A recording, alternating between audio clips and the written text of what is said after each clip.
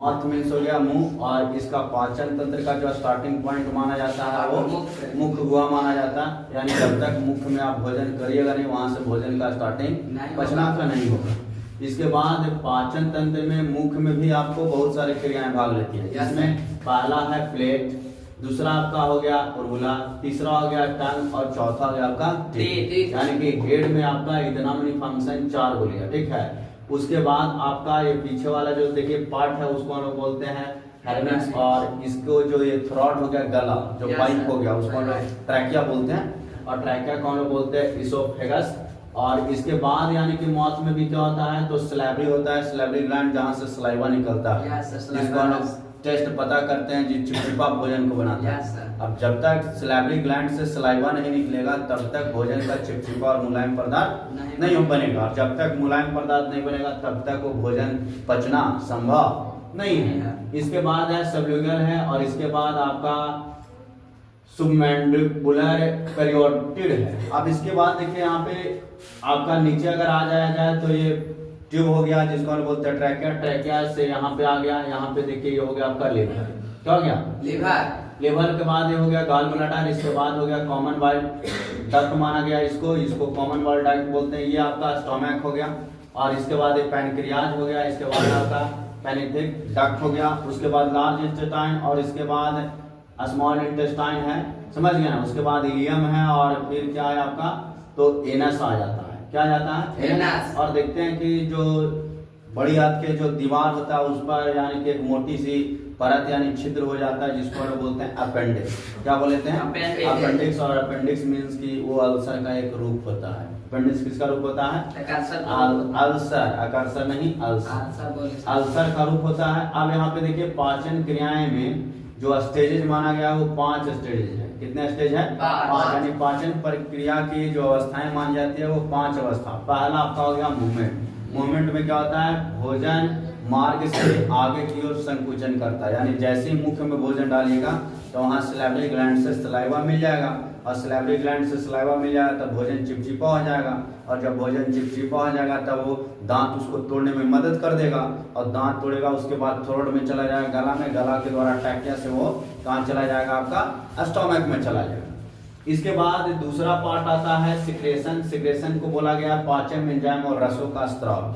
पहला तो भोजन का पाचन मार्ग से आगे बढ़ेगा ट्रैकिया से मुख द्वारा, ट्रैकिया में ट्रैकिया से आपका आ गया कहाँ स्टोमक। इसके बाद सिक्रेशन होगा जहाँ पे भोजन पचा, जैसे मुख में ही भोजन टूटा तो छोटे छोटे पार्ट में टूटा तो यहाँ भी एंजाइम निकला। क्या निकला एंजाइम, जिसको हम बोलते हैं खट्टा मीठा और तीता। अब जब यहाँ से मिला तो ये रस का क्या करेगा धीरे धीरे भोजन के साथ स्त्राव होगा। और तीसरा आ जाता है डाइजेशन। तीसरा क्या है डाइजेशन, जहाँ पे हम लोग बोलते हैं भोजन क्या बोलेंगे भोजन को छोटे अणुओं में क्या हो जाएगा ये टूटेगा। यानी डाइजेशन में कोई पूछेगा क्या होता है तो जितने भी खाद्य पदार्थ हम लोग खाते हैं उस खाद्य पदार्थ को क्या होता है छोटे छोटे अणुओं में क्या करना टूटना क्या कहलाता है डाइजेशन कहलाता है। इसके बाद होता है ऑब्जर्प्शन, यानी कि जब डाइजेशन हो गया उसके बाद अवशोषण होगा। अवशोषण में जब हम लोग पोषक तत्वों को शरीर की आंतरिक परत में अवशोषित करेगा, यानी जब भोजन पच गया यानी खाना खा लिया उसके बाद जब भोजन छोटे छोटे अणु में टूट गया तो टूटने के बाद भोजन का रस अवशोषित होगा, और अवशोषित होगा तो उसको हम लोग बोलते हैं ऑब्जर्प्शन। क्या बोलते हैं ऑब्जर्प्शन। उसके बाद आता है एलिमिनेशन। एलिमिनेशन में क्या होता है अपाचित भोजन, यानी जो खाद्य पदार्थ ने आपने खाया खाने के बाद जो भोजन अब नहीं टूट पाएगा, अब उससे कोई एंजाइम का स्त्राव नहीं हो पाएगा, वो शरीर के यानी कि पदार्थ को क्या करेगा बाहर निकालने का काम करता है, उसको हम लोग बोलते हैं एलिमिनेशन। कोई समझ गए एलिमिनेशन क्या होता है खाद्य पदार्थ जो अपशिष्ट बच गया उसको शरीर से बाहर निकालना क्या कहलाता है एलिमिनेशन। ऑब्जर्प्शन क्या होता है तो डाइजेशन के बाद जो भी स्त्राव है उसको ऑब्जर्व करके बॉडी में रखना क्या कहलाता है ऑब्जर्प्शन कहलाता है। डाइजेशन क्या होता है तो शरीर में खाद्य पदार्थ को टूटना और पूरी तरह से पाचन क्रिया होना क्या कहलाता है डाइजेशन कहलाता है। उसके बाद आपका सिक्रेशन क्या है तो पाचन स्त्राव और पाचन तत्व को पाचन एंजाइम को शरीर में स्टोर करना क्या कहलाता है सिक्रेशन। और मूवमेंट क्या होता है कि मुख के द्वारा शरीर में भोजन को आगे बढ़ना क्या कहलाता है आपका मूवमेंट। तब पाचन क्रियाएं कितने भाग में संपन्न होती है? पहला मूवमेंट, दूसरा सिक्रेशन, तीसरा डाइजेशन, चौथा ऑब्जर्प्शन और पांचवा इलिमिनेशन। क्या है? इलिमिनेशन। पहला क्या है आपका? मूवमेंट। दूसरा कौन सा है? सिक्रेशन। तीसरा क्या है? डाइजेशन। चौथा क्या है?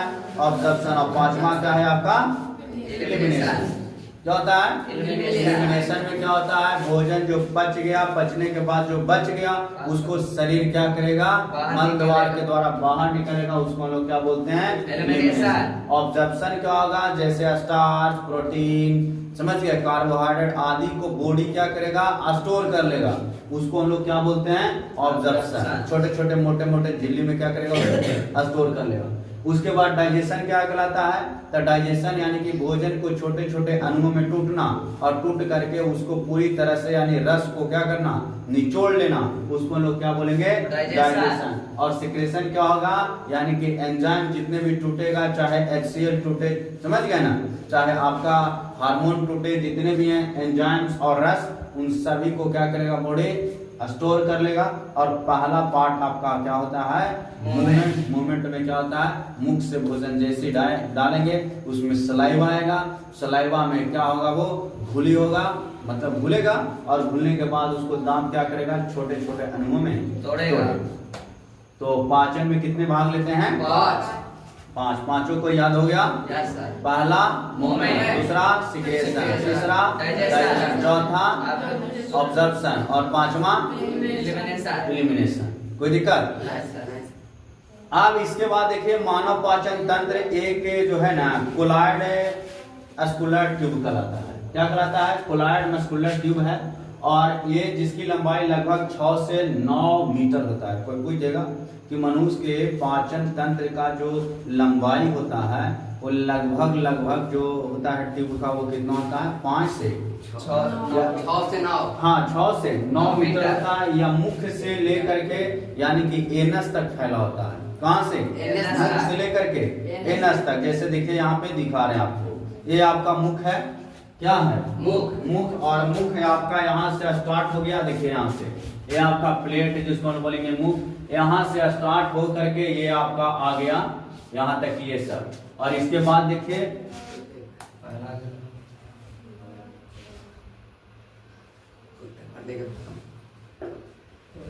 यहाँ आ गया।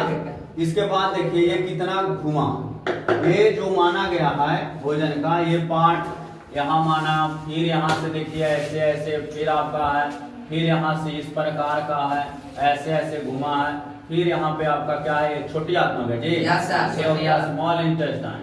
और ये आपका कौन सा हो गया? लार्ज इंटेस्टाइन यानी कि बड़ी आंत। और ये आपका क्या हो जाएगा? एनस। इसको हम लोग क्या बोलेंगे? एनस बोलेंगे। और यहाँ तक के कुल लंबाई जो माना गया है 6 से 9 मीटर। कितना मीटर? यानी शरीर के अगर आपके अंदर यानी कि जो ये पूरा फंक्शन है उसको अगर निकालेंगे पाइप को, ट्यूब को, तो ट्यूब आपका 6 से 9 मीटर तक वो क्या होगा? लंबा। यानी कि सेंटीमीटर में अगर कन्वर्ट करेंगे तो 9 गुने 3 यानी 0.75, तो 9 तिया 27 यानी लगभग 28 मीटर सेंटीमीटर क्या होगा? लंबा होगा। जैसे बकरा बकरी के देखोगे ना पचौंदी, तो पचौंदी कितना पेट को इतनी हो रहा है, पचौंदी दिखता है कितना बड़ा रहता है, वही उसका क्या है? वो उसका पूरा पाइप है। और पाइप की लंबाई कितना होती है हर नाल में? 6 से 9 मीटर के सेंटीमीटर। उसको सेंटीमीटर पूछेगा तो लगभग 28। कितना? 28 सेंटीमीटर। इसमें कोई दिक्कत नहीं सर। अब आता है मुख और ग्रसनी। क्या होता है? मुख और ग्रसनी। मुख में स्टार्च। मुख में क्या बाबू? स्टार्च।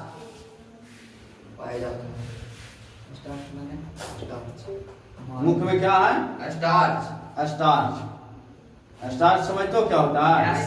क्या होता है? माड़ होता है।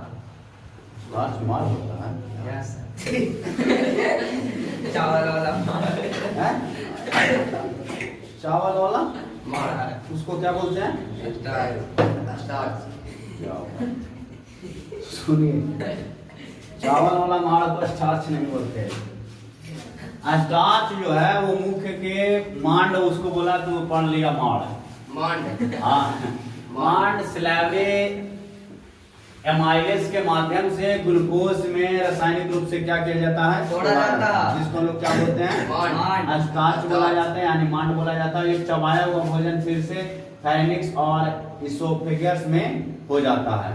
कोई पूछ देगा कि चबाया हुआ भोजन क्या हो जाता है, तो फेरेनिक्स हो जाता है। क्या हो जाता है, फेरेनिक्स। और यहीं से हमको क्या टूटता है, स्टार्च। स्टार्च का हिंदी कोई पूछेगा क्या होगा, मांड। मांड नहीं, क्या हो जाएगा, मांड। इसके बाद देखिए आता है अमाशय। क्या है, अमाशय। अमाशय, अमाशय को, अमाशय में गैस्ट्रिक जूस है। अमाशय में कौन जूस है, गैस्ट्रिक जूस है। देखिए यहाँ पे गैस्ट्रिक जूस में निम्नलिखित शामिल होते हैं और ये अमाशय में ही पाया जाता है। कोई जगह अमाशय में कौन सा जूस पाया जाएगा, गैस्ट्रिक जूस। कौन जूस, गैस्ट्रिक जूस। देखोगे कोई के गैस्ट्रिक हो जाता है तो हाँ कर रहा है, कानून नहीं है। होता है ना, बहुत सारे लोगों में गैस्ट्रिक का बीमारी होता है जो ढकार पूरा लेते रहता है, मतलब गैस उसका अब नीचे की ओर ना जा करके अब ऊपर की ओर आ रहा है। और ऊपर की ओर आ रहा है क्यों, क्योंकि उसका गैस नीचे न सके ऊपर आ रहा है। जब जैसे यहाँ पे आएगा पाइप में, तो पाइप अपने पास तो रखेगा नहीं उस जूस को, वो क्या करेगा, बाहर कर देगा। और बाहर करेगा, देखोगे बहुत सारे ऐसे लोग होते हैं जो मुख से बार बार ढकार लेते रहता है और कांय करते रहेगा, तो उसको कौन सा बीमारी हो गया है, गैस्ट्रिक। अरे गैस्ट्रिक का बीमारी हो गया, जूस का नहीं, गैस्ट्रिक बीमारी होगा। कोई का वोमिटिंग आ रहा है तो का जूस क्या हो रहा है, बाहर निकल रहा है। क्या हो रहा है, बाहर का हाइड्रोक्लोरिक एसिड हो रहा है, में शामिल है। हाइड्रोक्लोरिक को शॉर्ट में बोलते हैं लोग HCl। क्या बोलते हैं, HCl। दूसरा है पेप्सिनोजेन। दूसरा कौन सा जूस पाया जाता है, पेप्सिनोजेन। और तीसरा होता है मक्खस, जिसको बोलता है श्लेष्मा। क्या बोला जाता है, मक्खस, श्लेष्मा। और चौथा है आपका रेनिन। रेनिन मतलब दूध को पचाने वाला अगर कोई एंजाइम जो है ना, वो है रेनिन। जैसे जैसे सबसे ज्यादा बच्चों में रेनिन पाया जाता है, जिसके कारण वो दूध को सबसे ज्यादा पचा पाता है। जैसे जैसे हम लोग बचपना से युवावस्था में बढ़ेंगे, वैसे वैसे रेनिन हम लोग में कम होते जाएगा और दूध पचना अब कम हो जाएगा। जैसे अभी आप बचपना में देखे 6 महीना 9 महीना के थे तो आप एक लोटा 2 लोटा दिन भर में पी जाता था। अब आप 1 गिलास नहीं पी पाते हो। कारण क्या है कि आपके अमाशय में रेनिन कम गया। और रेनिन कम गया, अगर कोई वृद्धावस्था में हो गया तो उसको में और रेनिन कम गया, उसको आप लोटे से पिला दो दूध, वो बूढ़ा बीमार हो जाएगा। कारण क्या है कि दूध को तोड़ने वाला जो एंजाइम्स है वो रेनिन है, और उसके बॉडी में रेनिन अब है ही नहीं, कम हो गया तो दूध टूटेगा नहीं सर। जैसे दिन में दूध पी लो आपको पूरा गैस भर जाएगा। दूध हमेशा कब का समय का है, रात का समय का। रात का पीजिए, वो रेनिन आपका डेवलप रहेगा, बॉडी धीरे धीरे उसको तोड़ देगा छोटे छोटे अणु में। लेकिन दिन में पी लीजिएगा, आपको खाना पूरी तरह से क्या करेगा, खत्म करवा देगा। कारण क्या है कि गैस बना देगा। तो अमाशय में हाइड्रोक्लोरिक अम्ल पाया जाता है, पेप्सिनोजेन है, मक्खस है और रेनिन। क्या क्या होता है, हाइड्रोक्लोरिक HCl, पेप्सिनोजेन और मक्खस, और क्या है, रेनिन। रेनिन को कौन से हार्मोन बोला जाता है, दूध पचाने वाला हार्मोन। समझ गए, दूध को पचाने वाले हार्मोन का नाम क्या है बाबू, रेनिन। आप सुनिए HCl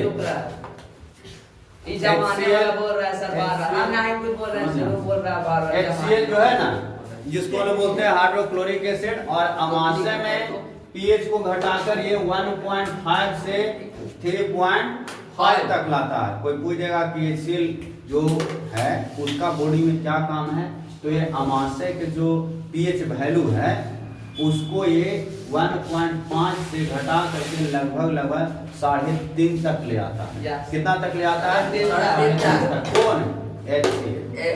अमाशय में HCl का काम क्या है, HCl का काम है कि उसको घटाना है और बढ़ाना। जैसे बॉडी में आपका एसिड बढ़ जाएगा, तो एसिड बढ़ जाएगा तो आप उसको बेस करिएगा ना जी। बेस डालने के लिए आपको क्या करना होगा, सोडा पीना होगा, स्प्राइट पीना होगा, वीनो पीना होगा।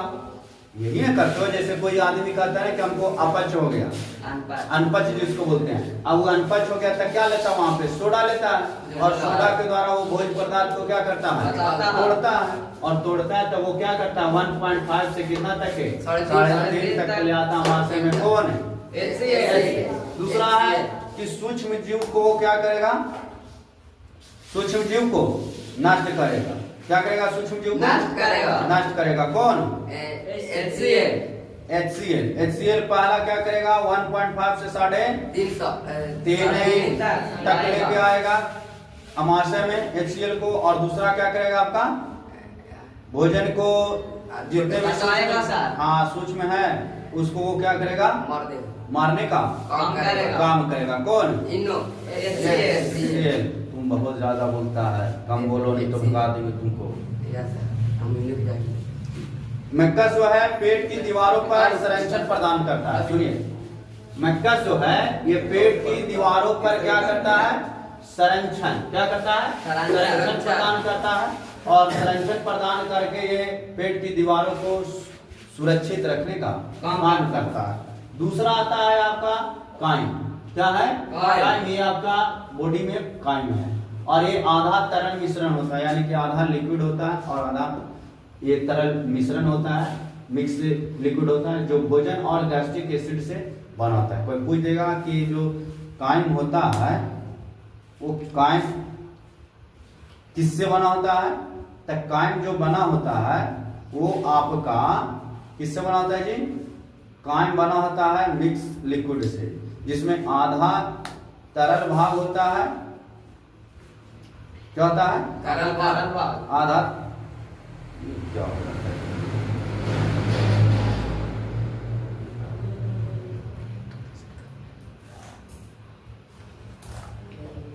आधा क्या हो जाता है, तरल भाग, और तरल भाग होता है, और इससे ये क्या होता है, बना होता है। कौन? काइम। कौन? काइम ना बाबू।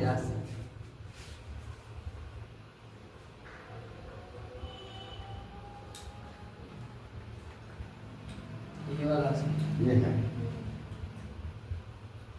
देखिए ये आधा तरल मिश्रण का बना होता है। ये भोज्य पदार्थ और गैस्ट्रिक जूस से मिलकर बना होता है, और अमाशय से छोटी आंत में ये क्या करता है, प्रवेश। कोई पूछ देगा काइम कहाँ प्रवेश करता है, अमाशय से छोटी आंत में क्या करता है, प्रवेश करता है। काइम होता क्या है, तो काइम एक गैस्ट्रिक जूस और भोज्य पदार्थ का मिश्रण होता है।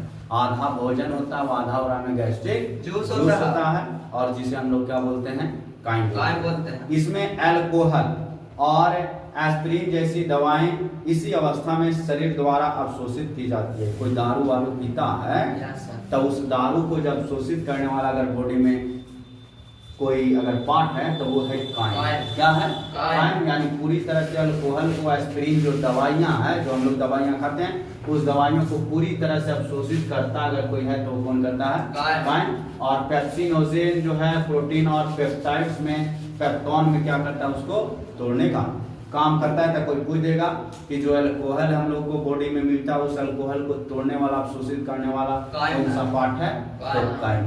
कौन है? काइम। क्या है? काइम। अब आता है देखिए चौथा आपका है अल्सर।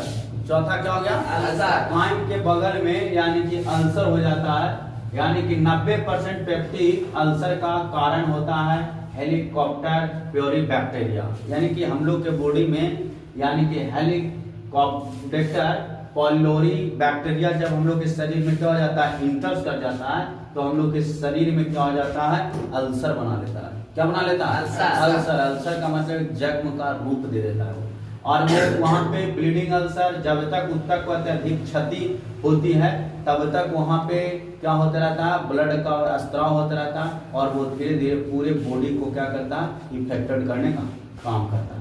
इसके बाद कहता है कि परफोरेटेड अल्सर, जब पेट की दीवार में छेद हो जाता है। कभी कभी तो ऐसा अल्सर हो जाता है कि बॉडी के अंदर से यानी कि बाहर निकल जाता है जख्म, और वो जख्म निकल जाता है जिसके कारण जीवन के लिए वो क्या हो जाता है, खतरनाक हो जाता है। कोई अल्सर आपके शरीर के अंदर है और वो अल्सर ऑटोमेटिक धीरे धीरे धीरे धीरे जख्म बनाते बनाते वो आपने लापरवाही किया, उसका नतीजा कि वो बाहर आ गया। और जब बाहर आ गया तो डायरेक्ट बाहर और अंदर का कंट्रोल करेगा, तो वो बॉडी में ज़्यादा इफेक्टेड हो जाएगा। और ज़्यादा इफेक्टेड हो तो उस स्थिति में जान भी जा सकता है, जिसको बोला भी जाता है कि शरीर में इसका क्या हो गया, तो अल्सर बना लिया, जिसको हम बोलते हैं पीते, पथरी हो जाना, जॉन्डिस हो जाना। और ये सब पथरी और जॉन्डिस कभी कभी अगर 1.5 से 2 पॉइंट तक के कोई के बढ़ जाता है, और बढ़ने के बाद ऑटोमेटिक वो फट जाता है, और फट जाने के बाद वहाँ पे लगातार उससे ब्लडिंग चालू हो जाता है, जिसका प्रकोप पूरे शरीर में क्या हो जाता है, फैल जाता है। उसका नतीजा होता है कि वो आदमी क्या हो जाता है, डेथ कर जाता है। अब इसका कारण क्या हो जाएगा, तो सबसे पहले तो तनाव में चला जाएगा, स्ट्रेस में चला जाएगा। दूसरा हो जाएगा शरीर उसका शराब एल्कोहल को प्राप्त कर पाएगा, तो उसको अच्छी तरह से खत्म नहीं कर पाएगा।